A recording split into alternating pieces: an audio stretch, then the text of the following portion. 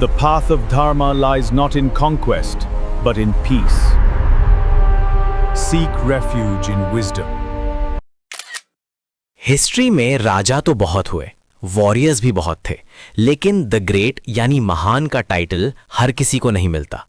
सोचो एक ऐसा इंसान जो पहले अपनी क्रूएल्टी के लिए मशहूर था, जिसे लोग चंड अशोका कहते थे, वो अचानक पूरी दुनिया के लिए पीस और नॉन वायलेंस का सबसे बड़ा सिंबल कैसे बन गया। नमस्कार दोस्तों, स्वागत है आपका रैंकर्स रूट पर। आज का ये वीडियो सिर्फ एक कहानी नहीं है, बल्कि एंशिएंट हिस्ट्री का वो चैप्टर है जो हर एग्जाम की जान है। चाहे आप यूपीएससी की तैयारी कर रहे हो, एसएससी की, स्टेट पीसीएस की या किसी भी और कॉम्पिटिटिव एग्जाम की, अशोका से जुड़े सवाल हर पेपर में देखने को मिलते हैं। इस वीडियो में हम अशोका की लाइफ को एग्जाम पॉइंट ऑफ व्यू से कवर करेंगे, उनके राइज से लेकर कलिंगा वॉर के टर्निंग पॉइंट तक और उनके धम्मा की पॉलिसी तक, जो अक्सर एग्जाम्स में पूछी जाती है। तो अपनी नोटबुक और पेन तैयार रखिए, क्योंकि ये सेशन आपके मार्क्स पक्के करने वाला है। चलिए शुरू करते हैं।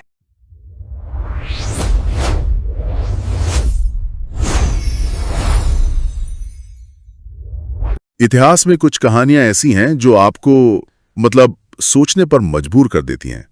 महान राजा अशोक की कहानी उन्हीं में से एक है। हाँ, इसमें एक बहुत ही गहरा कॉन्ट्रडिक्शन है।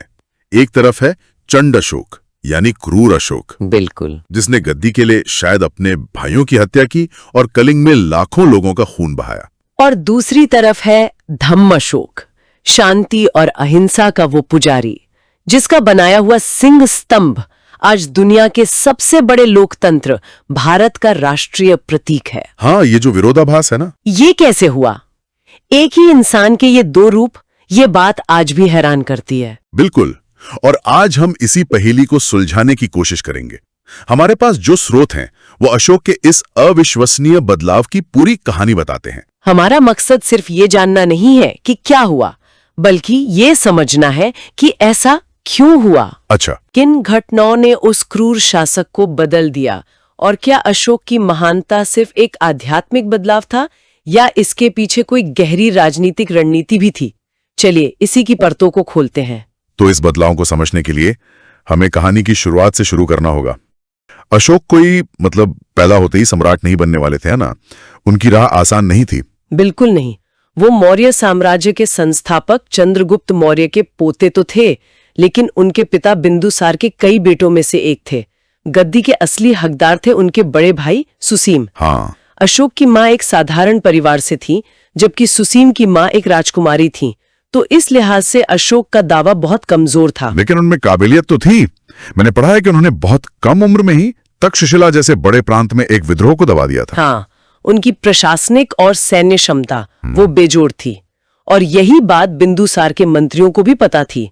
वो जानते थे कि अशोक सुसीम से कहीं ज्यादा काबिल है। अच्छा। इसीलिए जब बिंदुसार की मृत्यु हुई तो मंत्रियों ने सुसीम की जगह अशोक का साथ दिया और उन्हें मगध का सम्राट घोषित कर दिया। और यहीं से गद्दी के लिए लड़ाई छिड़ गई। वो कहानी जो हम सबने सुनी है कि अशोक ने अपने 99 भाइयों की हत्या कर दी थी, क्या वो सच है? ये एक बहुत बड़ा सवाल है। कुछ बौद्ध ग्रंथ, खासकर श्रीलंका के ग्रंथ, इस बात का जिक्र करते हैं और चंड अशोक की छवि को मजबूत करते हैं। लेकिन कई इतिहासकार मानते हैं कि इसमें अतिशयोक्ति हो सकती है। हो सकता है ये कहानी बाद में इसलिए गढ़ी गई हो ताकि कलिंग युद्ध के बाद उनके बदलाव को और भी ज्यादा नाटकीय दिखाया जा सके। ये दिखाने के लिए कि देखो, इतना क्रूर इंसान भी बुद्ध की शरण में आकर कितना बदल गया। बिल्कुल। और अशोक के अपने शिलालेखों में सिर्फ एक भाई का जिक्र है, तो 99 भाइयों की कहानी शायद एक तरह का प्रोपेगेंडा थी। ये तो बहुत दिलचस्प है। तो सत्ता में आने के बाद उन्होंने वही किया जो उस दौर के ज्यादातर राजा करते थे, साम्राज्य का विस्तार। हाँ, साम्राज्य का विस्तार। हाँ, और वो भी बहुत आक्रामक तरीके से। उन्होंने चक्रवर्तिन यानी राजाओं का राजा बनने का सपना देखा। उनका साम्राज्य पश्चिम में हिंदू कुश से लेकर पूर्व में ब्रह्मपुत्र तक और उत्तर में हिमालय से लेकर दक्षिण में मैसूर तक फैल गया। ये एक विशाल साम्राज्य था। लेकिन इतने बड़े साम्राज्य को संभालना भी तो एक चुनौती रही होगी। यही तो कहानी का असली मोड़ है। ये एक दुष्चक्र बन गया था। साम्राज्य जितना बड़ा होता, उसे संभालने के लिए उतनी ही बड़ी सेना और प्रशासन की जरूरत पड़ती। हाँ। और उस सेना और प्रशासन का खर्च उठाने के लिए और ज्यादा पैसा चाहिए था। पैसा आता था भू राजस्व से, यानी जमीन पर लगे टैक्स से। तो खर्च पूरा करने के लिए और ज्यादा जमीन पर कब्जा करना जरूरी हो जाता था। तो वो अपनी ही महत्वाकांक्षा के जाल में फंस गए थे। राजाओं का राजा बनने की कोशिश ही साम्राज्य को अस्थिर बना रही थी। बिल्कुल, आप इसे एक तरह का आर्थिक प्रेशर कुकर कह सकते हैं। और इसी प्रेशर कुकर की वजह से वो घटना हुई जिसने सब कुछ बदल कर रख दिया। कलिंग युद्ध। कलिंग का युद्ध। ये सिर्फ एक और लड़ाई नहीं थी, ये अशोक की जिंदगी का निर्णायक मोड़ था। सही कहा। कलिंग यानी आज का उड़ीसा एक मजबूत और समृद्ध राज्य था और मौर्य साम्राज्य के अधीन नहीं था। आर्थिक और रणनीतिक दोनों ही नजरियों से उसे जीतना अशोक के लिए जरूरी था। लगभग 260-261 ईसा पूर्व में अशोक ने खुद इस युद्ध का नेतृत्व किया। कलिंग के लोगों ने बहुत बहादुरी से सामना किया, लेकिन अंत में उनकी हार हुई। और उस जीत की कीमत बहुत भयानक थी। जो आंकड़े मिलते हैं वो तो रोंगटे खड़े कर देने वाले हैं। हाँ, स्रोत बताते हैं कि युद्ध में 1 लाख से ज्यादा लोग मारे गए। 1 लाख। 1.5 लाख लोगों को बंदी बनाकर देश से निकाल दिया गया। और उसके बाद जो भूखमरी और बीमारी फैली, उसमें हजारों और लोग मारे गए। जरा उस मंजर की कल्पना कीजिए।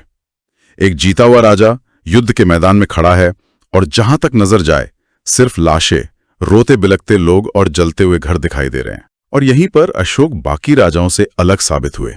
इतिहास में शायद ही कोई ऐसा राजा होगा जिसने अपनी सबसे बड़ी जीत पर जश्न नहीं बल्कि पछतावा किया हो। यही बात अशोक को महान बनाती है। जीत के बाद उस विनाश को देखकर वो अंदर तक हिल गए। उनके अपने 13वें शिलालेख में वो लिखते हैं कि इस विनाश ने उन्हें कितना गहरा दुख और पछतावा दिया। ये इतिहास में अनूठी घटना थी। हाँ, एक सम्राट सार्वजनिक रूप से अपनी करनी पर अफसोस जाहिर कर रहा था। तो क्या इसी अपराध बोध और दुख ने उन्हें बौद्ध धर्म की ओर मोड़ा? मैंने हमेशा यही सुना है कि कलिंग युद्ध के तुरंत बाद वो बौद्ध बन गए, जैसे कोई स्विच ऑन हो गया हो। ये आम धारणा है, लेकिन सच्चाई शायद इससे ज्यादा जटिल और मानवीय है। अच्छा? ये कोई एक रात में हुआ चमत्कार नहीं था, बल्कि एक धीमी प्रक्रिया थी। इतिहासकार रुमिला थापर का मानना है, और खुद अशोक के शिलालेख भी इस तरफ इशारा करते हैं कि वो कलिंग युद्ध के करीब 2.5 साल बाद बौद्ध धर्म के प्रति पूरी तरह समर्पित हुए। 2.5 साल। तो युद्ध के बाद के उन 2 सालों में उनके मन में क्या चल रहा होगा? क्या वो अपने जमीर से लड़ रहे थे या फिर वो बस एक नए राजनीतिक रास्ते की तलाश में थे? शायद दोनों। उनके मन में एक खालीपन आ गया था। हिंसा का रास्ता उन्हें कहाँ ले आया था ये वो देख चुके थे, और इसी खालीपन को बौद्ध धर्म ने भरा। इसके बारे में भी अलग अलग कहानियां हैं। एक कहानी कहती है कि उपगुप्त नाम के एक बौद्ध भिक्षु ने उन्हें दीक्षा दी, लेकिन एक और ज्यादा दिलचस्प कहानी उनके भतीजे निग्रोध की है। निग्रोध? ये तो उनके बड़े भाई सुसीम के बेटे थे, जिनकी वजह से ही शायद अशोक को। हाँ, वही। कहानी के अनुसार जब अशोक अपने भतीजे निग्रोध से मिले, जो एक बौद्ध भिक्षु बन चुके थे, तो वो हैरान रह गए। निग्रोध के चेहरे पर अपने पिता के हत्यारे के लिए कोई गुस्सा या नफरत नहीं थी, बल्कि शांति और करुणा थी। ये बात अशोक के दिल को छू गई। उन्हें लगा कि ये कोई साधारण रास्ता नहीं है। ये वाकई में सोचने वाली बात है। तो इस बदलाव के बाद उनकी नीतियां पूरी तरह बदल गईं। उन्होंने दिग्विजय यानी शस्त्रों से विजय की नीति छोड़कर धम्म विजय यानी धर्म से विजय की नीति अपनाई। ये धम्म क्या था? क्या ये बस बौद्ध धर्म का प्रचार था? नहीं, अशोक का धम्म उससे कहीं ज्यादा बड़ा था। वो सिर्फ बुद्ध की शिक्षाओं का प्रचार नहीं कर रहे थे। ये एक नैतिक और सामाजिक आचार संहिता थी, एक कोड ऑफ कंडक्ट था जो सभी धर्मों के लोगों के लिए था। इसकी प्रेरणा गौतम बुद्ध के मध्यम मार्ग से जरूर ली गई थी, लेकिन इसका मकसद एक कल्याणकारी राज्य बनाना था। कल्याणकारी राज्य? इसका मतलब क्या था उस समय में?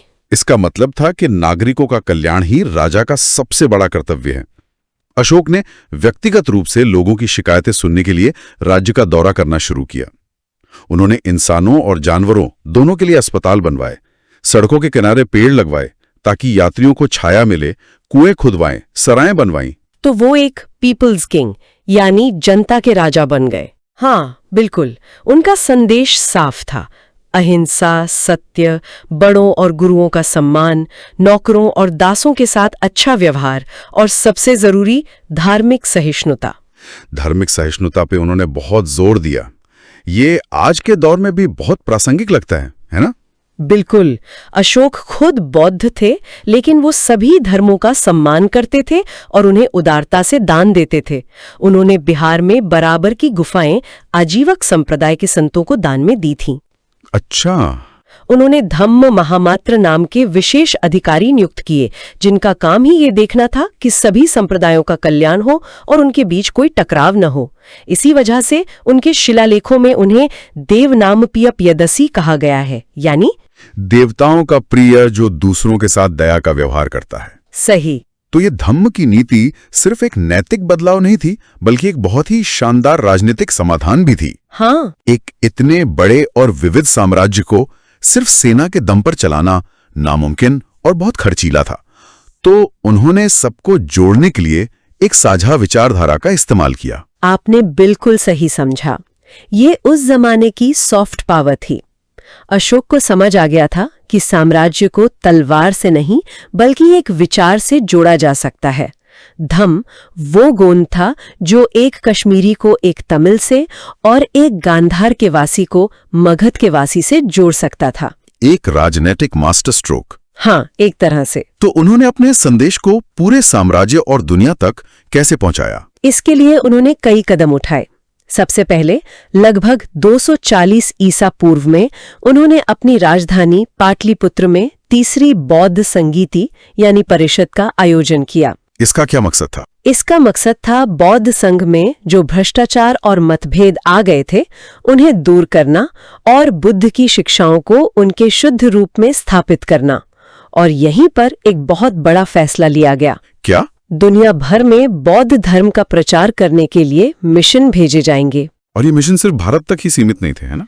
नहीं, बिल्कुल नहीं। ये मिशन कश्मीर, गांधार, बर्मा से लेकर पश्चिम में सीरिया, मिस्र, ग्रीस और मैसेडोनिया तक भेजे गए।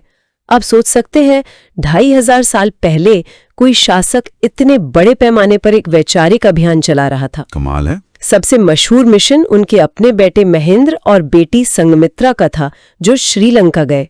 कहा जाता है कि संगमित्रा अपने साथ बोधि वृक्ष की एक टहनी ले गई थी, जिसे अनुराधापुर में लगाया गया। वो पेड़ आज भी वहां मौजूद है। कमाल है। तो इस नीति ने बौद्ध धर्म को एक स्थानीय धर्म से विश्व धर्म बनाने में मदद की और साथ ही अशोक को अपनी सीमाओं को बिना लड़े ही सुरक्षित करने में भी मदद मिली होगी। बिल्कुल, ये एक तरह की कल्चरल डिप्लोमेसी थी। और इन विदेशी संपर्कों का असर हमें उनकी कला और वास्तुकला पर भी दिखाई देता है। कुछ विद्वान मानते हैं कि अशोक के विशाल पत्थर के स्तंभ बनाने की प्रेरणा उन्हें फारस के राजा डेरियस के स्तंभों से मिली होगी। वास्तुकला की बात आई है तो अशोक के स्तंभों का जिक्र करना जरूरी है। वो तो उनकी पहचान बन गए हैं। हाँ, भारत में पत्थर की विशाल संरचनाएं बनाने का श्रेय अशोक को ही दिया जाता है। उनके स्तंभ वास्तुकला और इंजीनियरिंग के बेजोड़ नमूने हैं।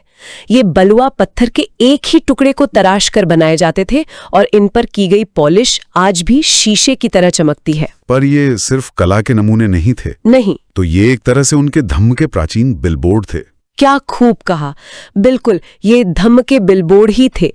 इन पर अशोक के संदेश, उनकी धम्म की नीतियां और आदेश खुदे होते थे। और सबसे खास बात ये थी कि ये संदेश स्थानीय भाषाओं और लिपियों में लिखे जाते थे, जैसे प्राकृत, ग्रीक और अरामी, ताकि आम से आम आदमी भी उन्हें पढ़ और समझ सके। संवाद करने का एक बहुत ही प्रभावी तरीका। हाँ, स्तंभों के अलावा हमें स्तूपों का भी जिक्र करना चाहिए। वो 84,000 स्तूपों वाली कहानी। हाँ, बौद्ध परंपरा के अनुसार अशोक ने 84,000 स्तूप बनवाए। अब यह आंकड़ा तो यकीनन एक अतिशयोक्ति है, जिसका मकसद उनकी भक्ति को दर्शाना है। लेकिन इसमें कोई शक नहीं कि उन्होंने बड़ी संख्या में स्तूपों का निर्माण और विस्तार करवाया। सांची का महान स्तूप, जो आज यूनेस्को की विश्व धरोहर है, हाँ, या सारनाथ का धम्मेक स्तूप, ये सब अशोक की ही देन है। गया में महाबोधि मंदिर का सबसे पहला ढांचा भी उन्होंने ही बनवाया था। तो ये सब निर्माण कार्य क्या सिर्फ धर्म का प्रचार था, या इसके पीछे भी कोई गहरा मनोविज्ञान था? जैसे एक इंसान जिसने इतनी हिंसा की हो, वो अब शांति के 84,000 स्मारक बनाकर शायद अपने अतीत का प्रायश्चित कर रहा हो। ये एक बहुत ही मार्मिक और गहरा विचार है। इसे पूरी तरह खारिज नहीं किया जा सकता। हो सकता है कि ये निर्माण कार्य एक तरह का सार्वजनिक प्रायश्चित हो, दुनिया को और शायद खुद को ये दिखाने का एक तरीका कि वो बदल चुके हैं, कि चंड अशोक मर चुका है और अब सिर्फ धम्म अशोक जिंदा है। तो अशोक के बाद क्या हुआ? इतना महान साम्राज्य, एक इतनी मजबूत विचारधारा, ये सब कब तक चला? अशोक की मृत्यु लगभग 232 ईसा पूर्व में हुई और दुर्भाग्य से उनके बाद मौर्य साम्राज्य का गौरव ज्यादा दिन नहीं टिक सका। उनके उत्तराधिकारी उतने योग्य नहीं थे और धीरे धीरे साम्राज्य बिखरने लगा। लगभग 50 साल बाद 185 ईसा पूर्व में अंतिम मौर्य शासक बृहद्रथ की हत्या उसी के सेनापति पुष्यमित्र शुंग ने कर दी और इस तरह भारत के पहले महान साम्राज्य का अंत हो गया। साम्राज्य के पतन का कारण क्या था? कुछ लोग कहते हैं कि अशोक की शांतिवादी नीतियों ने सेना को कमजोर कर दिया और साम्राज्य बाहरी हमलों का सामना नहीं कर पाया। ये एक बहुत ही सरल व्याख्या है। रोमिला थापर जैसे बड़े इतिहासकार इसे नहीं मानते। उनका कहना है कि पतन के कई कारण थे। अशोक के बाद योग्य राजाओं की कमी, साम्राज्य का बहुत ज्यादा बड़ा और केंद्रीकृत होना, दूर के प्रांतों का स्वतंत्र होना और बाहरी आक्रमण भी। हाँ, और उत्तर पश्चिम से बैक्ट्रियन यूनानियों के आक्रमण जैसे कई कारक जिम्मेदार थे। सिर्फ अशोक की अहिंसा नीति को दोष देना सही नहीं होगा। चलिए अंत में उनकी विरासत की बात करते हैं। आज 2500 साल बाद भी हम अशोक को क्यों याद करते हैं? मशहूर लेखक H.G. वेल्स ने लिखा था, इतिहास के पन्नों में भीड़ लगाने वाले हजारों राजाओं के नामों के बीच अशोक का नाम एक तारे की तरह चमकता है और लगभग अकेला चमकता है। ये बात उनकी विरासत को बखूबी बयां करती है। अमर्त्य सेन जैसे नोबेल पुरस्कार विजेता भी मानते हैं कि आज की दुनिया जो युद्ध, हिंसा और सांप्रदायिक नफरत से जूझ रही है, अशोक की धार्मिक सहिष्णुता और शांति की नीतियों से बहुत कुछ सीख सकती है।